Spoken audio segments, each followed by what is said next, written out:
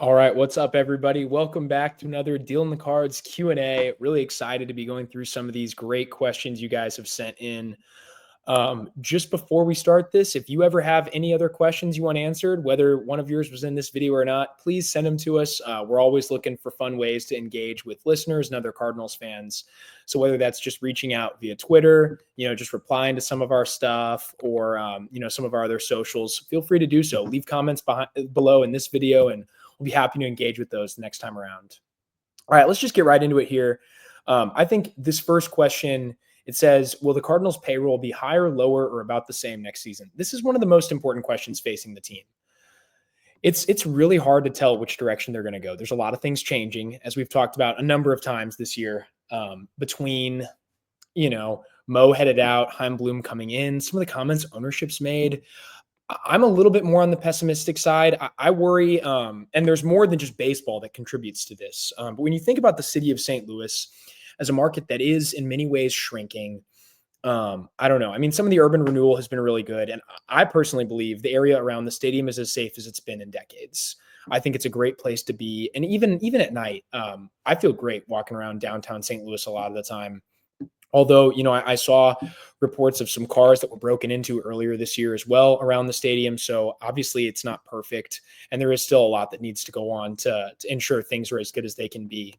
But just when you think about St. Louis as a market, yeah, it's not growing the same way a Dallas is or a Houston is or, even some other cities. So it's difficult there. And that's outside of baseball. But also some of the comments from the DeWitts, it does seem like maybe they're not interested in investing as much money in the team. And I don't know. The Cardinals have played some really good ball and attendance is still down. Well, it's rebounded a little bit. So maybe if they end up somehow drawing close to 3 million fans this year, maybe that influences the way they feel about next year. But yeah, I mean, from a strictly baseball perspective, the Cardinals have a lot of interesting things going on club-wise, right? You've got a lot of young stars that have come up and delivered. Lars Nootbaar and Brendan Donovan are all-star caliber players for the most part. Ivan Herrera is the best bat the Cardinals have developed in a long time. Mason Wynn's delivering. Like, this guy's going to make an all-star game, and soon. It could be this year. He's been awesome. Got an OPS up near 800. Is Matthew Liberatore the ace we've been looking for, right? These are a lot of great questions. The Cardinals are going to be good next year. They're going to be fun, and these guys are all going to be a year older. Some of them are going to be even better. Hell, it looks like Jordan Walker's breaking out of whatever slump he's been in for the last 100 or so games he's played. He's looked really, really good lately. I know it's just a small sample of 25-ish at bats, but boy, he's been scalding the ball. A couple of extra base hits. Seems like he's elevating, and the next question will get into that. But yeah, there's a lot to like. So I think that they should augment the roster. I think they should go out, potentially sign a starter or potentially sign that tentpole bat the Cardinals are always talking about. Even if it's making moves around the edges of the team, the Cardinals should do that. They should buff up this bullpen before next year. You don't have to sign the biggest reliever on the market, but hey, a couple extra Phil Matons, the Cardinals would have a much better record because their bullpen would have been stable early in the year. Also, there's extensions to consider. Yeah, they need to get out there and extend Brendan Donovan. I don't know how easy it's going to be at this point, but you got to make that happen. Lars Nootbaar, if possible, extend him, figure out what to do with Herrera. You got to extend the guy. You've got to find a way to keep Mason Wynn around. He is a stud. So I don't know. I think if I had to bet on it, I would say about the same. There's a lot of money coming off the books, but between, Mikolas, Fedde, Matz, that's 35 million right there that's coming off the books, but you're adding an additional 10 to the Sonny Gray contract. That's pretty expensive. There's some more money that's going to come off, but I don't know. A lot of these guys are going to hit arbitration. They're going to start to get expensive too. So I would say about the same. I don't know how many big investments they'll make. Maybe they swing a big trade though and acquire someone who's already being paid a lot too. So we'll see. But I think about the same, although it should be higher. All right. When Jordan Walker in an MLB.com article talked about hitting the cage, so if you want to check out what this is, it was on MLB.com. Talks about hitting the cage first thing every day when he comes in. Is he referring to the traject arc? I believe so. And if so, it might give insight into the nature of the runway for Walker and Gorman for the rest of the season. I don't know. This is interesting. I mean, I can't read too much into this. Like, I don't know exactly how the Cardinals' decision making, the playing time for Gorman and Walker is worth addressing, and it's been difficult. I mean, what it really boils down to, obviously, they're doing their best to get better, right? Like I think that's peripheral. I think they're doing their best. They're both trying to get better. Both these guys want to win. They both want to play good ball, and the Cardinals right now seem to have a competent coaching staff around them. Jordan Walker's gotten a lot better in the field, which to me shows you that he's working hard. He's capable of improvement. And lately, the swing decisions look better, and the batted ball events look a lot better. Nolan Gorman, same thing. He's had good moments. He's had bad moments. I think he has not gotten enough runway, and Andrew's happy to talk about that on any episode of Dealing the Cards. But the big thing is the Cardinals are just having to choose right now between runway and winning, because Jordan Walker and Nolan Gorman, when they've been out there, yeah, on the whole, they haven't produced. Jordan Walker especially is trending up right now, but on the whole this year, the body of work is not impressive. And they're 8 games above 500 with a chance to go up further tonight against the Rangers with Libby on the mound. Like, they're in a really good spot. If the season ended today, the Cardinals have a wild card, like they'd be in the playoffs, they'd be playing. So obviously they want to contend now, and maybe that changes some of these ideas around whether this was just a development season, because now you've got a chance to actually make some noise. And this rotation, like, it could actually get you through a series or two. Like Libby, you could start Libby in a postseason series. I firmly believe that. You can definitely start Gray. He's got the strikeout stuff. He's got the ability to put out really great starts, even if homers are a problem. So I don't know. He probably is. And I just think the big takeaway from this question is the Cardinals are in a pickle. Do you keep riding these guys potentially at the cost of the team, or do you move away from them, ride the hot hand, and try to win the most amount of games? And I think they need to find a happy middle. You can't just abandon them. They're going to be on the roster. They need to play, especially Walker. Walker needs to play. He's got a shorter track record of failure than Gorman does. It was really just last season. He was fine in 2023. He was actually really good. 116 WRC plus as a rookie, as a 20-year-old. He struggled a lot last year, but he's also a different caliber of prospect. Like, you need that guy to hit. So I don't know. The next question is also a Walker question. Do you think Walker is showing signs of improvement? Yes. The last 25 plate appearances. There was a tweet from Stu. I don't know if you guys followed that account. He's got a lot of good stuff that he puts out there. But it basically said over the last 25 plate appearances, Jordan Walker's got like 4 barrels, which is twice as many as he had in his previous 100. He's got, I think, 4 or 5 extra base hits. He's been lifting the ball. He's squaring it up. The launch angle has been ideal. He's driving it. He's hitting it with authority. He's laying off stuff on the outside half, the breaking ball. So it looks a lot better. Yeah, I have optimism, especially because now Jordan Walker has improved so much on defense that he's actually viable. He's probably a slightly above average defender right now. I know some of the other guys aren't quite as bullish on Walker's defense, and I flip-flopped on this a little bit, so that's kind of my bad. But Walker's taking good routes. Like, he's getting solid jumps, sometimes above average. And if Walker is now an above average fielder, you can justify having him out there.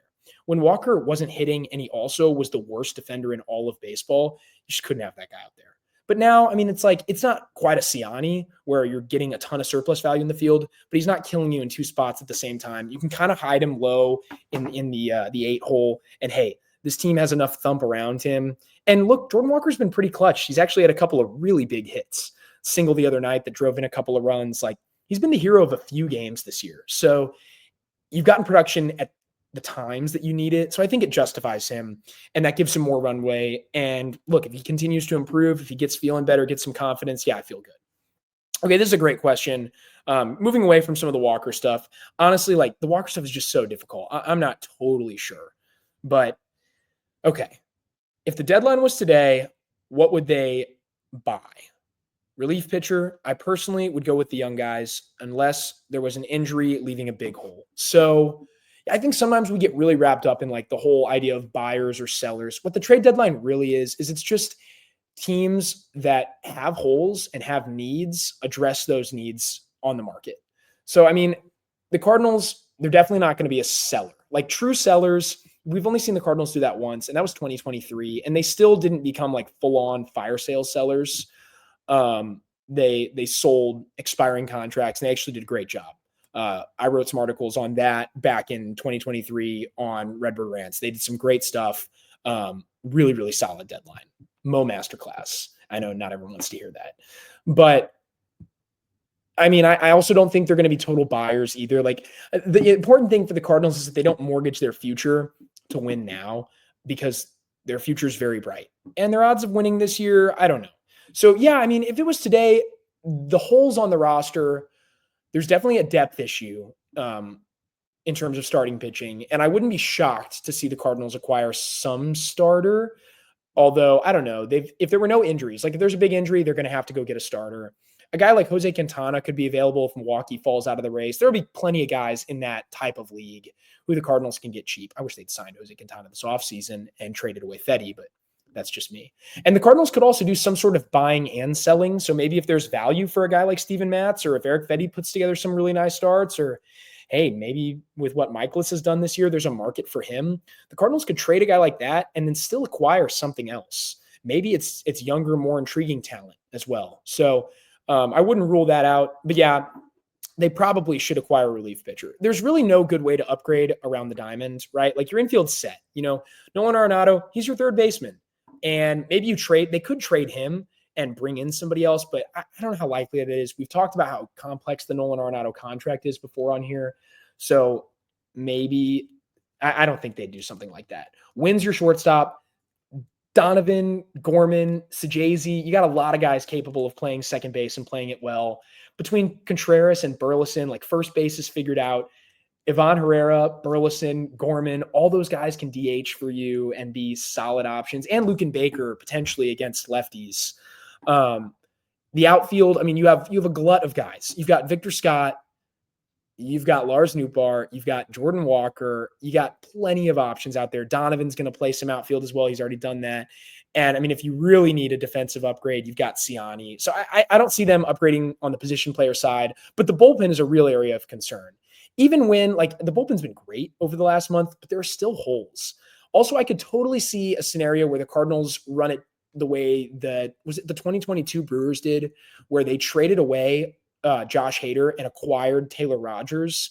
And Hader actually ended up having a pretty bad end of the year. I know Rogers had a couple bad moments, but I think he was overall solid for them. I could see the Cardinals doing something like that, where you move on from Ryan Hesley, especially now. I don't know what the value's like for Hesley. The peripherals don't look very good. He's been pretty lucky to run the ERA he's run, but he's still, by and large, done his job for you. He's locked down games when he's had to. I think he's only got 2 blown saves. So if the Cardinals were to do something like that, they could move on from Ryan Hesley and then acquire another very good, high leverage arm who's not necessarily in the Hesley tier. Because, I mean, I would have ranked Hesley as a top 5 reliever coming into this season for sure in all of baseball. He's been fantastic. 49 saves last year. Probably the best reliever in baseball in 2022. Great last year. I'd put him right behind Clase. So I don't know. I think they could buy and sell in the bullpen. Beyond that, depth is still a problem in the bullpen. You don't have the deep stable of arms they had last year. And some of those young guys that they really need to work out, like a Riley O'Brien, for example, or even a Chris Roycroft has had bumps in the road this year, although the sinker is elite. I don't know. I think they should add there, and they probably will. But it won't be anything exciting. They won't make a big sexy move if that's what you're looking for. All right, we're just going to take a quick break. I know I'm rambling a little bit. But it's time to thank one of our sponsors, and that's 314 Sports Cards. They're located at 9640 Olive Boulevard in Olivet, Missouri. They're open 10 to 6 Monday through Friday and 10 to 4 on Saturday and Sunday. They buy, sell, and trade all sorts of sports cards, Pokemon cards. They've got the newest selection of packs, boxes, and single cards, whether you're looking for big-time stars or local players from around the league. They've got everything you could possibly be looking for. It's a really fun store. It's a great atmosphere in there. You really should get in there and check it out if you're interested. So we got this right up here, 314 Sports. Check them out. Go in there. Devin's the owner. He's a great guy. Tell him we sent you in. There's some really cool stuff there. Lots of great memorabilia. All right. Our next question here is from... All right. This says, good to see some positivity coming from the same group who questioned why they are keeping Mikolas, Fedde, Hesley, and Matz. Where would this team be if they did what you and some fans clamored for in the offseason? Wow, that's a little tough. Well, I mean, here's the thing, okay? I think they should have traded Fedde. I actually still believe they should have traded these guys, and I'm not going to back down from that take. I understand keeping Mikolas, and we said that. Like, we agreed that the DFA Mikolas takes were dumb. Especially, like, I've been Mikolas's biggest defender on this podcast, but we agreed the DFA Mikolas takes were dumb, and we see what the Cardinals were thinking. You've got to keep Mikolas around just in case of injury. You'd have left yourself where you've got absolutely nothing, right? I mean, the depth chart for them is not great. McGreevy's sitting there rotting in AAA, and he's ready. He had another great start the other night. But after him, like, what do you work with? Reverse is hurt. You don't know if you can go to Roby just yet. Quinn Matthews is making a rehab start. Tink Hens is making a rehab start, and he's definitely not ready. So a lot of issues there. But I'm fine with them keeping Mikolas, and I actually don't think I was totally on the train of get rid of him, unless you've gotten value for him. Next up, Fedde. Yeah, they should have traded Fedde. Fedde was worth something, and now Fedde's worth nothing. So I'm going to refute this, and I'm going to say, where would they be? Fedde's been their worst starter. I'm going to pull up some numbers. Just bear with me. It's going to take me a second. It probably will be a little loud while I type here. I'm not in my normal recording studio or anything. I don't have my gear. But, I mean, Eric Fedde has been terrible. Eric Fedde, in terms of, we talked about it the other day, but Eric Fedde has a higher ERA plus than Charlie Morton. He's been awful. Or expected ERA, not ERA plus. Expected ERA than Charlie Morton. I know he's still running a 3.9 ERA, but that's incredibly lucky. He's his off-speed pitches have been among the worst in baseball. 13th percentile in expected ERA, 520. 11th percentile in expected batting average, 287. Hitters are supposed to be hitting 287 against this guy. That's an all-star caliber hitter. Fastball velo down. Average exit velocity, 91.3 miles an hour. On average, guys are making semi-hard or hard contact against this guy. Nobody's chasing. Nobody's swinging and missing. He's striking out 15% of hitters. That's in the 7th percentile, among the worst in the league. He still has a walk issue, and it's improved drastically over his last few starts. It was among the worst in baseball at one point. It's gotten better, but it's still bad. He doesn't generate enough ground balls. He puts stuff in the air way too much. And if you're giving up this kind of hard contact and also putting stuff in the air, yeah, that stinks. If you think about what he was doing last year versus this year, his walk rate is up 3%. It's now the worst mark of his career in a full season. Yeah, it's right up there with 2022 when he stunk. And that's why he pitched in Japan. But it's among the worst marks of his career, right up there, away from what he was doing last year. His strikeout rate, away from what it was last year, was 21.2 last year, which was, solid, average to above average, down to 15%. Terrible. His hard hit rate is back up. Seriously, it looks like 2024 was a true outlier season for Fedde.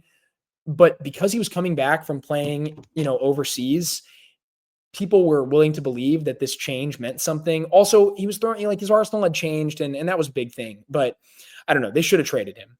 As for Hesley, yeah, they should have traded him too. Way lower value. And while Hesley's been good, Kyle Leahy's been better. Phil Maton's been better. You've got other options too. I'm not saying they'd necessarily be better closers, but you've got really good options that you could close by committee, and you could have added somebody. Last is Matz. Fine. I was wrong. Matz has been excellent this year. He's been a Swiss Army knife for the team. He's done everything they need. He's made spot starts. He's made multi-inning relief appearances, and he's made high leverage relief appearances. Matz has been fantastic. And without Matz, the team would be worse. But again, Kyle Leahy is capable of doing those things. Andre Palante has shown an ability to do those things in the past. You've got interesting arms that could fill those innings for the most part. So I know Palante's starting. You want to leave him there. And it's been nice to have Matz in the bullpen. I'll admit that. And as a lefty, that's a big deal. But yeah, I think they still should have traded Fedde and Hesley. Also, they could have gotten rid of a Mikolas and signed somebody. Jose Quintana signed for $5 million, I believe. So there was cheap, intriguing starting pitching available. How's Jose Quintana been this year? Let me pull that up and check real quick. Actually, I don't want to reference a guy without knowing how he's done. But I don't know. I'm a big Q fan. I really miss him. I loved when we had him. Quintana this year for the Brewers. Let's see. Yeah, 2.65 ERA, 4.29 expected ERA. So he's been incredibly lucky, as things sometimes go for the Brewers. But not like he hasn't been viable. 6 starts, 34 innings. So nearly 6 innings a start. Everything that Fedde's doing and way more. Everything that Mikolas is doing and more. Not like they couldn't have added somebody. And trading Fedde. Oh, I just cut out there. But trading Fedde and adding a Quintana, yeah, that would have saved you some money too. And you would have gotten some prospect value back, but whatever. Okay. Next one here. If Gorman was sent to Memphis, would Siani take his spot on the active roster? I'm not sure what the Cardinals would do if they sent Gorman to Memphis, because I think Sajazi would be the logical option because you have enough outfielders already. Like if you think about how many outfielders the Cardinals are already running out there, they got Walker. They've played Burleson a bit in the outfield. Nootbaar, Scott, and Donnie. Donnie can play some infield, but Nootbaar and Scott need to be in pen every day in the outfield, and Walker should play quite a bit too. I don't know. Maybe it'd be Siani and they could go back to that like defensive closer role he was playing, but I actually don't know how valuable that was. And it's not like your defense is suffering. Scott's been outstanding. He's giving you almost the same level of defense that Siani gave you last year, although not quite. Siani was generational. But I'm not sure. I think it could be a Sajazi.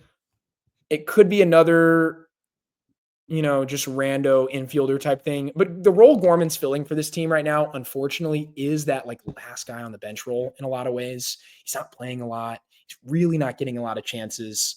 So maybe it would make more sense to be Siani since they want Sajazi to continue to get regular at bats. But hey, Siani's actually been hitting in AAA. Maybe you just leave him down there and see if he figures something out.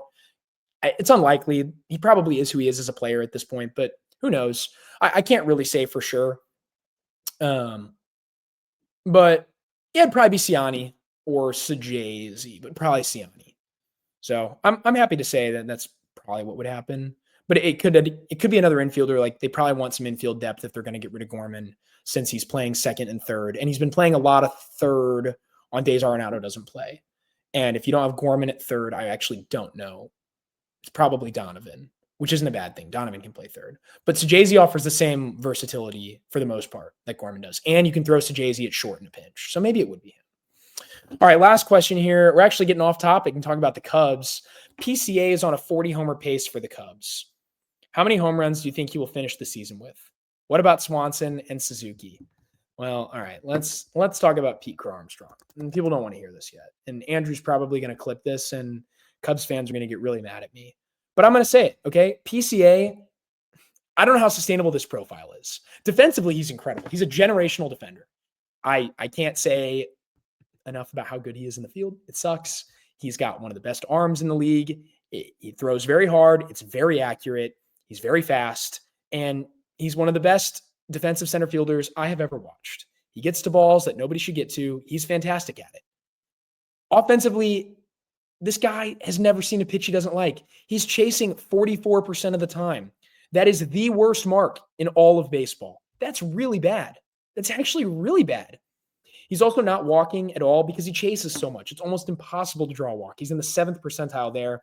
He's swinging and missing 27% of the time. He's striking out only 25% of the time. It's incredible that he makes so much contact for a guy that's always out of the zone. It's the bats to ball skills are actually pretty good, but the swing decisions are awful. He swings at everything. He doesn't lay off anything. I think that's a real issue for him.